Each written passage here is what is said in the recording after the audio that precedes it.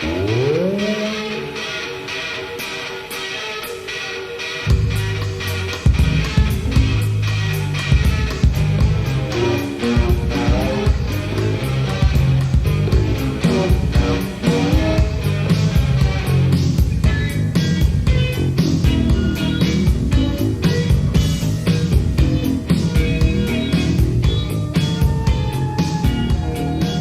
and welcome to Hermetic Journeys. I'm your host, Tony G. Hey, thanks for tuning in. And for those of you who have not yet subscribed, check out that subscribe button. And also, if you like the video, give it a like. Thanks a lot. Now, over the past few months, I've had a lot of new subscribers because I've been releasing these videos based on my trip to Egypt and some other topics as well. So, what I want to do is do a lightning fast review of what we've been doing here at Hermetic Journeys over the past 2.5 years, studying this amazing book called Atalanta Fugiens. Okay, what is Atalanta Fugiens? For those of you who know, please bear with me for a moment. Now, Atalanta Fugiens was a book written by a man named Count Michael Maier, who was a practicing alchemist and a physician. All right, it was illustrated, and by illustrated I mean these were etchings done with a stylus type of device on copper plates in reverse and then printed. You know, so they're kind of really amazing. And the illustrator here is a man named Maier, very talented guy. Hello, everyone. The book is a highly symbolic exploration of Hermetic philosophy and alchemy. Now, alchemy is kind of a buzzword these days, but this is the real thing, man. This guy was a practicing alchemist, and what we do is we try and take apart these emblems and the information that comes with them to figure out what he's talking about, because they're kind of like riddles and puzzles. Kind of cool, right? Now, the book was published in 1617 and has 50 sections. Each section consists of an emblem, which I was speaking about, as you can see here, a motto, which is sort of like a title, an epigram, which is like a short little poem, sheet music, which is really kind of incredible, and a discourse, which is a 2-page explanation that goes into greater detail about the symbolic nature of the emblem. And to be honest with you, these aren't very explanatory. Sometimes they're hidden in riddles and puzzles and alchemical parlance, which we have to figure out. So essentially, Atalanta Fugiens was the world's first multimedia book. So people were encouraged to get together, explore the book, sing along with Latin prose. It's really so cool. Each video that I've released on Hermetic Journeys has been an exploration of each one of these emblems, each one of these 50 emblems. Today we're on Emblem 15. Luckily, I've had help from my friend Steve Kalick, who is a practicing alchemist, and Steve has permitted us to use many of his videos of his, which show him working in his laboratory. And because of this, Steve has been a tremendous help as a teacher, demonstrating complex alchemical laboratory work and assisting me personally in clarifying this enigmatic and complex book, Atalanta Fugiens. So we are honored to have Steve on our team. Right? So, with that as a backdrop, let's explore Emblem 15 of Atalanta Fugiens. So in Emblem 15, we have a charming image here, okay, of a man sitting at a potter's wheel. It's pretty self-explanatory. There are some, pots around him that he's completed. He's got a little bucket of water next to him there that he needs to, keep the clay malleable as he's working with it. And he's turning the potter's wheel with his foot. So this is before electricity, obviously, or around Michael Maier's time. Now, the motto here says, The work of the potter, consisting of dry and wet, teach you. Okay, so obviously there's going to be some kind of analogy here going on between this potter and alchemy, okay? The epigram says, Look how the potter forms his vessels on the swift wheel, whilst with his foot he mixes the clay with water. He always relies on 2 things, so that by his dexterity the liquid quenches the thirst of the dry substances. Act in the same way, now wiser by this example, that the water may not dominate over the earth, but neither be dominated by it. So what exactly is the epigram saying here? Well, Count Michael is an alchemist, and what he's doing is he's advising other alchemists to do as the potter does, to be sure that there's not too much of one substance or the other, so that the result will be the balance of these 2 substances. Now, after creating 4 videos on my trip to Egypt, a particular image came to mind here immediately as soon as I saw this. Okay, here we see the netter. Remember, we're not calling them gods; they're netters. All right, the netter Khnum fashioning a human being on a potter's wheel. Wow, that's really cool, isn't it? I mean, there's got to be a connection here. I mean, they're so similar, right? The potter at his potter's wheel, and Khnum, the Egyptian netter, fashioning a human being from his potter's wheel. There's got to be a connection. So I had to ask myself this question: is Khnum mentioned in the Discourse or the Epigram or the motto? And the answer is no. No, he's not mentioned. So unfortunately, there is no connection. But hey, it's still cool, right? I mean, it's just kind of cool. So what is Count Michael talking about here? Yeah, I've decided to call him Count Michael from now on. Capiche?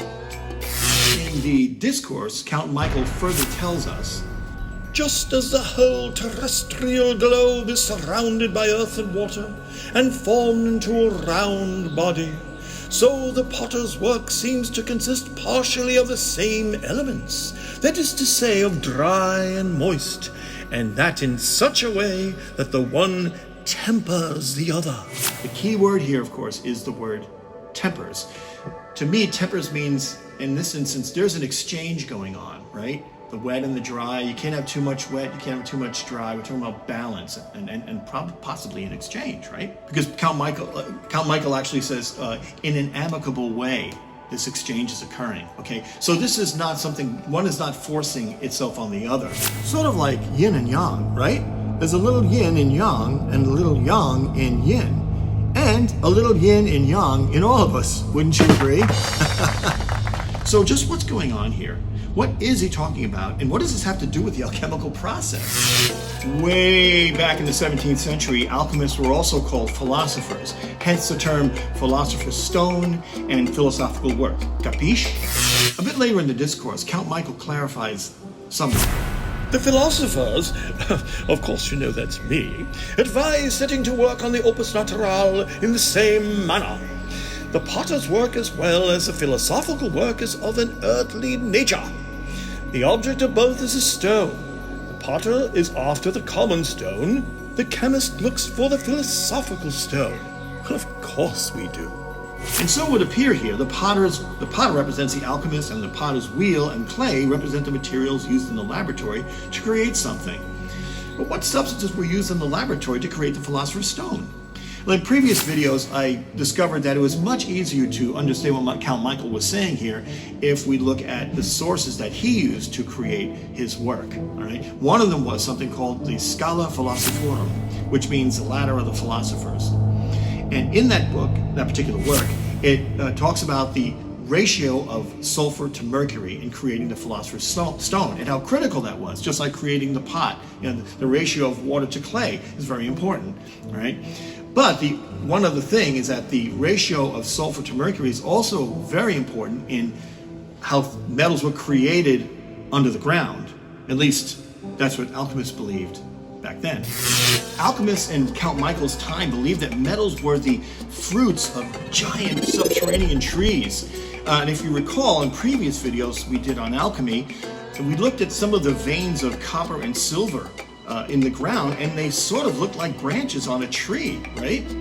But there was much more to it than that. Based on the ratio of sulfur to mercury and where the subterranean tree was growing within the earth, the quality of the soil would affect the outcome or the purity of the metals. All right? So alchemists believed that through this process, a common metal like lead could eventually become a noble metal like silver or gold over the course of thousands of years. This process, this concept was known as transmutation. And alchemists eventually believed that they could, in their laboratories, help to accelerate this process. They never believed that they were above nature. They had a deep and profound respect for nature. However, they did believe that they would be able to accelerate this process through their laboratories and assist nature in making common metals into gold. Capiche? In the closing statement of the Discourse, Count Michael finally reveals what earth and water represent in the alchemical process or in the alchemical laboratory. I am reticent to tip my hat here, but I will say the philosophers mix dry with wet, sulfur with mercury. There, I've done it. And it is to be obtained in quite a purified form from 2 mountains. There, I've tipped my hat. I hope you're happy, Tony G. So now we know it's sulfur and mercury, right? Now here in this image from another book by Count Michael, we see the vapors of sulfur on the left and mercury on the right merging within a mountain under the earth, right? At the top of the mountain is an alchemist working, and as we've learned from previous videos, the summit of a mountain was a symbol of the completion of the alchemical process. And the description Count Michael uses for this particular image kind of ties it up in a neat little bow. Just as in nature, art makes metals out of sulfur and mercury. Isn't that delightful? Now by art, of course, he means the alchemical process. It's known as the art, the great art. This theory was attributed to the amazing Arabic alchemist Jabir ibn Hayyan, who lived around 800 AD. Furthermore, the more esoteric nature of this theory is that Mercury is associated with the heavens, heavenly, volatile, and the feminine aspect. Meanwhile, sulfur was associated with more earthly or fixed masculine aspect. That's right, substances had spiritual or earthly aspects associated with them. Capiche? So I believe what Count Michael is trying to tell us here is that the ultimate goal in this particular operation is to have heavenly, volatile, feminine Mercury come down to earthly, fixed, masculine sulfur and unite with them. Now, once that happens, heavenly Mercury, feminine, softens sulfur's fixity, okay, and rigidity, and releases the fire within sulfur, like masculine fire, okay? The fire of the sun, masculine, all that kind of stuff, right? And that's what's happening here, I believe is what he's talking about. This takes us all the way back to Emblem 1 of Atalanta Fugiens, where we see Boreas, the Greek god of the north wind, depicted with fumes of mercury pouring from his extremities. But notice that deep in his abdomen resides, of all things, a baby. Count Michael reveals to us that this baby represents sulfur, the masculine fire residing in and then being born through the harmonic union of mercury and sulfur. Now please understand that depending on which alchemical text you're reading, the subtleties of these roles are sometimes exchanged, as sulfur is also associated with the sun and volatility, and mercury with the moon and passivity. It's also deliciously complicated, which is why we explore Atalanta Fugiens. Now, all the while this is happening in the laboratory, okay, and this process can take a long time, we have the alchemist as going through a similar process. And I use this particular image all the time because I love it. It's from Heinrich Kunradt's Amphitheater of Eternal Wisdom, and it shows his oratory and laboratory. Heinrich goes to his oratory to pray before he goes into his laboratory. Of course, in all these videos that I make, I'm highly simplifying the alchemical process. As we know from previous videos from our good friend and alchemist Steve Kalick, the alchemical process is so complex, extremely complex. It requires dedication, knowledge, patience, and of course it's dangerous too when working with substances like mercury. It's poison, okay? So remember that when I talk about these processes in these videos, I'm simplifying them tremendously. Know that there's some of these processes take months or even years to complete. Capiche? So the union of mercury and sulfur is sometimes referred to as an alchemical wedding, or the marriage of these two ingredients to create the philosopher's child, which is, of course, the philosopher's stone. In conclusion, we now know the potter represents the alchemist, the potter's wheel, the tools of the laboratory, and the earth and water, sulfur and mercury, respectively.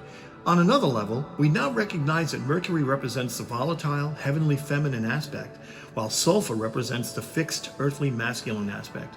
The union of these two substances is a symbol of an alchemical marriage, whereby an exchange occurs between mercury and sulfur, creating what is known as a philosophical child, or the philosopher's stone. In this instance, Count Michael tells us through Emblem 15 that this is the symbolic goal of the alchemical process, to unite male and female energies in perfect harmony to create the stone of the philosophers. So anyway, that's the end of this particular emblem. Thank you for watching. I hope to see you on the next one, which will be Emblem 16 of Atalanta Fugiens, and we will delve into that emblem just like we did here. I hope you enjoyed it, and if you haven't done so already, please subscribe. I hope you liked the video, and I will see you soon. I will say farewell, but not goodbye, because I'll see you in a few weeks.